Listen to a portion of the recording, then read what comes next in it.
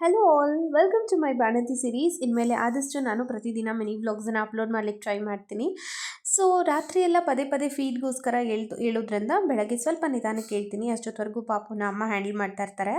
So ಬೆಳಗ್ಗೆ ಎದ್ದು brush ಮಾಡಿ ಹಾಗೆ ಪಾಪು ಬಟ್ಟೆಗಳು ಏನೇನು ಒಗಿಲಿಕ್ಕಿರುತ್ತೋ ಅದನ್ನೆಲ್ಲ ಡೆಟಾಲಲ್ಲಿ ನೆನೆಸಿಡ್ತೀನಿ. ಅದಾದಮೇಲೆ ಸ್ನಾನ ಮಾಡ್ಕೊಂಡ ನಂತರ ಫಸ್ಟು ನಾನು ತಿನ್ನೋದು ಇದು ಲೇಹ್ಯ ಬರುತ್ತೆ, ಮಹಾ ಸೌಭಾಗ್ಯ ಶುಂಠಿ ಲೇಹ್ಯ ಅಂತ, ಇದು ನಮ್ಮ ತರಿಸಿರೋದು. ಸೊ ಹಾಗಾಗಿ ಅದನ್ನು ತಿಂದಾದ ನಂತರ ಬಾಣಂತಿಯ ರಿಚುವಲ್ ಥರ ಒಂದು ದೊಡ್ಡ ಕಪ್ಪಲ್ಲಿ ಕಾಫಿ ಬಿಸ್ಕೆಟ್ಸ್ನ ಕೊಡ್ತಾರೆ.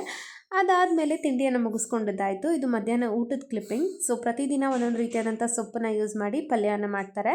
ಸೊ ಅದಾದ ನಂತರ ಸಾಯಂಕಾಲ ನಮ್ಮ ಮನೆ ಹತ್ರ ಸಿಕ್ಕಾಪಟ್ಟೆ ಚಳಿ ಹಾಕೋದ್ರಿಂದ ಕಂಪ್ಲೀಟ್ಲಿ ಬಾಣಂತಿ ವೈಪ್ ಥರ ಸ್ಕಾರ್ಫ್ ಸ್ವೆಟರ್ ಎಲ್ಲ ಹಾಕ್ಕೊಂಡಿದ್ದಾಯಿತು. ಹಾಗೆ ಹಸ್ಬೆಂಡ್ ಬಂದಿದ್ದರು, ಅವ್ರ ಹತ್ರ ಪಾಪುವನ್ನು ಕೊಟ್ಟೆ.